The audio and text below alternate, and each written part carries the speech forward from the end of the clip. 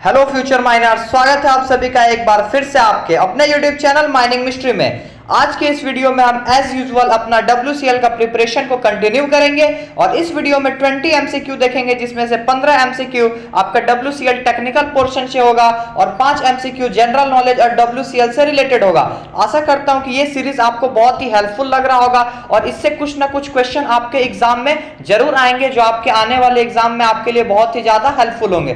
चलिए वीडियो को स्टार्ट करते हैं। यदि आप मेरे चैनल पर पहली बार आए हैं तो ऐसे इन्फॉर्मेटिव वीडियो देखने के लिए, डे टू डे वीडियो को फॉलो करने के लिए आप हमारे चैनल को सब्सक्राइब कर सकते हैं। वीडियो को लाइक करें और जितना ज्यादा हो सके शेयर करें। टेलीग्राम चैनल से जुड़ने के लिए आप हमारे डिस्क्रिप्शन में जाके लिंक पे क्लिक कर सकते हैं, वहां मैं टेलीग्राम चैनल का लिंक आपको प्रोवाइड करा दे रहा हूं। बढ़ते हैं आज के अपना पहला क्वेश्चन की तरफ। पहला क्वेश्चन आज का हमारा है, practical experience required for first class manager certificate examination for degree candidate is. अब जो बच्चों ने डिग्री किया है यानी बीटेक किया है, उनको first class certificate, first class manager certificate examination में बैठने के लिए कितने साल का एक्सपीरियंस होना चाहिए? 2 साल, 3 साल, 5 साल या फिर 1 साल? तो इसका जो राइट आंसर होगा, आशा करता हूं कि आप सभी को पता होगा, इसका राइट आंसर होगा ऑप्शन नंबर ए, 2 साल। बीटेक वाले स्टूडेंट को 2 साल का मिनिमम एक्सपीरियंस होना चाहिए first class manager certificate examination में बैठने के लिए। ठीक है, चलिए बढ़ते हैं क्वेश्चन नंबर 2 की तरफ। क्वेश्चन नंबर 2 है, minimum air velocity in 7.5 metre out by of discharge end of an air pipe in first degree is. ये आपका रेगुलेशन नंबर 160 से रिलेटेड है। 160 में आपको इसका रेफरेंस मिल जाना है। इसका जो ऑप्शन है वो मैंने दिया है। ऑप्शन नंबर ए है 30 metre per minute, option number B 15 metre per minute, option number C 45 metre per minute और ऑप्शन नंबर डी नन। इसका जो राइट आंसर होगा वो होगा option number B, 15 metre per minute जो होगा वो फर्स्ट डिग्री में मिनिमम एयर वेलोसिटी होगा। क्वेश्चन नंबर 3 देखते हैं, when two working places in underground have approached within dash of each other, shot firers shall not fire any shot unless all person have been withdrawn from other working places। other working place से जब तक सारे worker को हटा ना दिया जाए तब तक कोई ऐसे वर्किंग में जो अप्रोच कर रहा है कितने मीटर के अंदर, वहां पे शॉट फायरर किसी भी तरह का शॉट फायर नहीं करेगा। 10 मीटर, 15 मीटर, 9 मीटर या फिर 6 मीटर?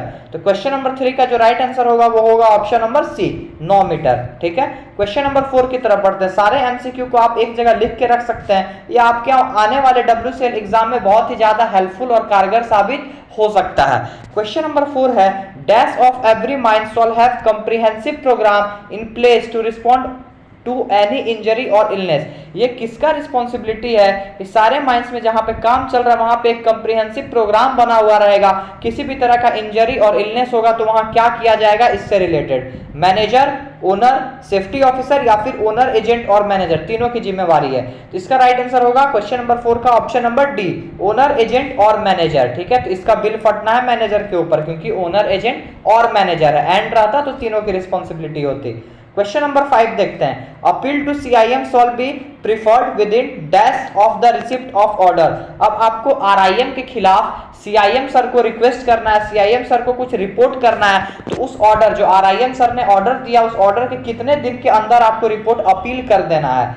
20 दिन, 15 दिन, 7 दिन या फिर 14 दिन? क्वेश्चन नंबर 5 का जो राइट आंसर होगा वो होगा ऑप्शन नंबर बी, 15 दिन के अंदर। जब ऑर्डर मिला है RIM सर से, उसके 15 दिन के अंदर आपको CIM सर को अपील कर देना है। क्वेश्चन नंबर 6 की तरफ बढ़ते हैं, in dumper of less than dash tonne it may be sufficient if semi automatic type fire suppression system provided.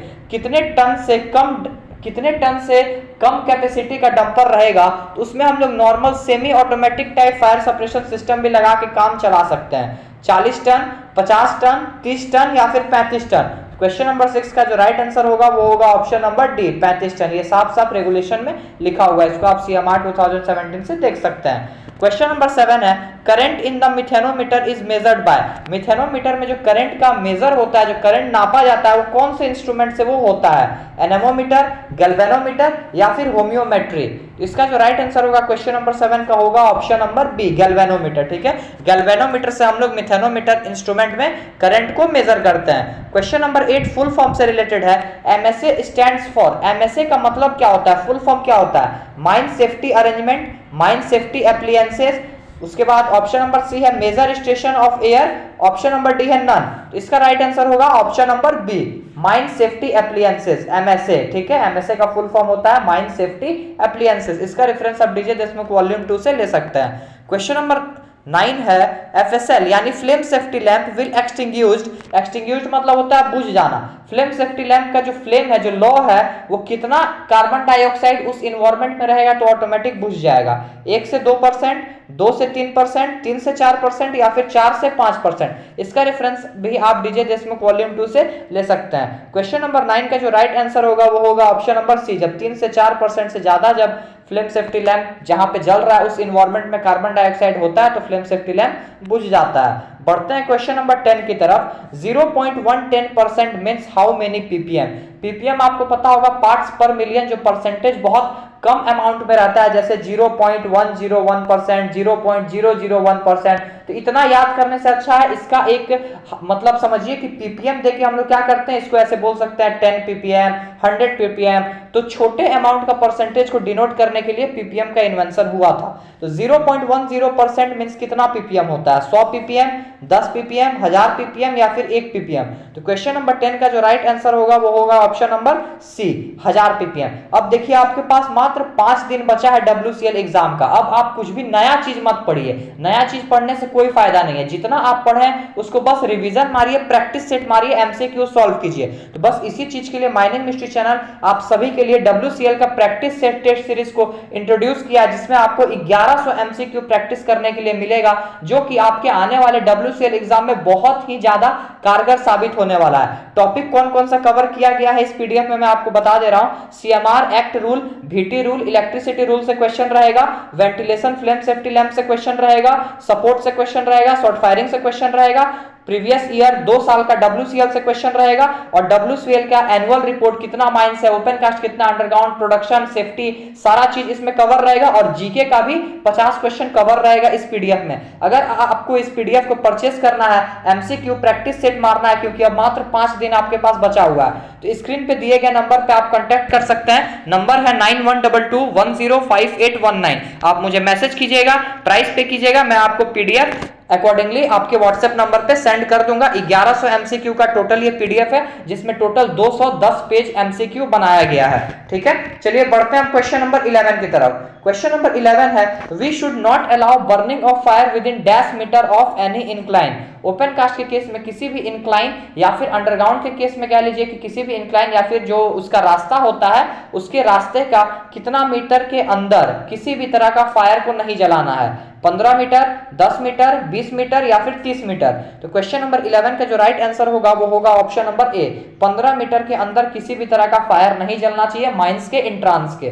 ठीक है, क्वेश्चन नंबर 12 देखते हैं। Air sample from behind stoping are taken in underground mines when there is. अब stoping के पीछे का हम लोग को अगर एयर सैंपल लेना है तो हम लोग कब लेंगे? जब बैरोमेट्रिक प्रेशर हाई होगा तब, या फिर जब बैरोमेट्रिक प्रेशर लो होगा तब, या फिर कभी भी ले सकते हैं, या फिर ऐसा कोई प्रोविजन मेंशन नहीं है, अभी तक ऐसा कोई लॉ नहीं निकला है। इसका जो राइट आंसर होगा क्वेश्चन नंबर 12 का वो होगा ऑप्शन नंबर बी, जब लो बैरोमेट्रिक प्रेशर होता है। अब आप मुझे कमेंट सेक्शन में ये बताइए कि अंडरग्राउंड माइंस में सबसे कम बैरोमेट्रिक प्रेशर किस टाइम पे होता है? जिस टाइम पे हम लोग सैंपल लेते हैं। मतलब सिंपल सा कहने का मतलब कि सैंपल हम लोग कितने से कितने टाइम इंटरवल के बीच में लेते हैं? 12 से 2, 2 से 4, या फिर रात के टाइम में, दिन के टाइम में कब लेते हैं? क्वेश्चन नंबर 13 है, which part of stone dust barrier collapse with shock of explosion. Stone dust barrier आप लोगों को पता होगा कि कोल्ड डस्ट एक्सप्लोजन से बचने के लिए हम लोग लगाते हैं। तो स्टोन डस्ट बैरियर का कौन सा पार्ट है जो कोल्ड डस्ट के एक्सप्लोजन से टकराता है और उसको डिस्पर्स यानी बिखेर देता है, आगे बढ़ने नहीं देता है? प्लैंक, सेल्फ, स्टोन डस्ट या फिर ऑल टुगेदर, सारा मिलके ये काम करता है। इसका जो राइट आंसर होगा वो होगा option number A, plank. Plank क्या करता है कि जो उसका शॉक है उससे टकराता है और कोल्ड डस्ट को पूरा एयर में ही डिस्पर्स कर देता है, जिससे क्या होता है वो कोल्ड डस्ट आगे प्रोपगेट नहीं होता है और एक्सप्लोजन से बच जाता है। क्वेश्चन नंबर 14 देखते हैं। क्वेश्चन नंबर 14 है, on rescue plan and the stone dusting plan should also be shown. Rescue plan और स्टोन डस्टिंग प्लान में और हम लोग क्या दिखाएंगे स्टोन डस्ट से related? Position of barrier, type of barrier, serial number of barrier, या फिर ऑप्शन नंबर डी ऑल। इसका आंसर आप सभी को पता होगा, बेसिक सा क्वेश्चन है, ऑप्शन देख के भी आप इसका आंसर का अंदाजा लगा सकते हैं। इसका जो राइट आंसर होगा वो होगा option number D all. Question number 15 आज का हमारा टेक्निकल पोर्शन का लास्ट क्वेश्चन देखते हैं। इन गैस मास्क, जो हम लोग गैस मास्क अंडरग्राउंड माइंस में यूज करते हैं, उसमें जो डस्ट को रिमूव करने का काम कौन करता है? Calcium chloride, silica gel, cotton wool या फिर कॉस्टिक सोडा। तो इसका जो राइट आंसर होगा क्वेश्चन नंबर 15 का वो होगा option number C, cotton wool. Cotton wool के मदद से गैस मास्क में क्या होता है, डस्ट नहीं बनता है, वो डस्ट को रिमूव कर देता है। अब चलिए बढ़ते हैं 5 अपने नॉन टेक्निकल पोर्शन की तरफ। Which is the hardest substance available on earth? पूरे अर्थ में सबसे हार्डेस्ट सब्सटेंस कौन सा अवेलेबल है? जिंक, ब्रोमाइड, डायमंड या फिर आयरन? तो इसका जो राइट आंसर होगा वो होगा ऑप्शन नंबर सी, डायमंड। ठीक है, डायमंड सबसे हार्ड सब्सटेंस या सबसे हार्ड मिनरल कह लीजिए अर्थ पे अभी अवेलेबल है। क्वेश्चन नंबर 17 देखते हैं। Which animal is known as the sheep of the desert? ये क्वेश्चन 1 क्लास के बच्चे भी इजीली आंसर कर सकते हैं, तो आपसे तो मैं आशा रख ही सकता हूं कि आप भी इस क्वेश्चन के आंसर जानते होंगे। डेजर्ट का शीप हम लोग किस जानवर को कहते हैं? कैमल को, गोट को, जिराफ को या फिर डॉग को? इसका राइट आंसर होगा ऑप्शन नंबर ए, कैमल। ठीक है, कैमल को हम लोग शीप ऑफ द डेजर्ट के नाम से जानते हैं। क्वेश्चन नंबर 18 की तरफ बढ़ते हैं। Which is the largest continent in the world? जितना भी कंटिनेंट है उसमें से सबसे बड़ा कंटिनेंट कौन सा है? एशिया, ऑस्ट्रेलिया, नॉर्थ अमेरिका या फिर नन? इसका राइट आंसर होगा ऑप्शन नंबर ए, एशिया। एशिया सबसे बड़ा कंटिनेंट है, आप सभी को पता होगा। एशिया के अंदर ही इंडिया आता है। क्वेश्चन नंबर 19 है। What is the national song of India? India का नेशनल सॉन्ग कौन सा है? जना गना मना, वंदे मातरम या फिर नन? तो इसका राइट आंसर होगा, आप 1 और बी में ही कंफ्यूज होंगे क्योंकि सी तो होगा नहीं, यही दोनों में से कोई एक है। इसका राइट आंसर जो होगा वो 19 का वो होगा option number B, Vande Mataram. जना गना मना नेशनल सॉन्ग नहीं है, नेशनल सॉन्ग ऑफ इंडिया है वंदे मातरम। ठीक है, क्वेश्चन नंबर 20 आज की वीडियो का लास्ट क्वेश्चन देखते हैं। Which planet is known as the red planet? जितने भी प्लैनेट हैं, उपग्रह है, उसमें से किसको हम लोग रेड प्लैनेट के नाम से जानते हैं? जुपिटर, यूरेनस, मार्स या फिर नन? तो इसका राइट आंसर होगा क्वेश्चन नंबर 20 का ऑप्शन नंबर सी, मार्स। ठीक है, मार्स को हम लोग रेड प्लैनेट के नाम से जानते हैं। आशा करता हूं कि ये 20 क्वेश्चन से आपको बहुत ही ज्यादा हेल्पफुल मिला होगा और आपके लिए वीडियो इन्फॉर्मेटिव साबित होगा आने वाले आपके WCL एग्जाम में। मिलते हैं अपने नेक्स्ट वीडियो में। आप ऐसे ही माइनिंग मिस्ट्री चैनल पे सपोर्ट बनाए रखिए। मिलते हैं नेक्स्ट वीडियो में। टिल देन जय हिंद, जय Bharat, take care, keep watching, keep supporting.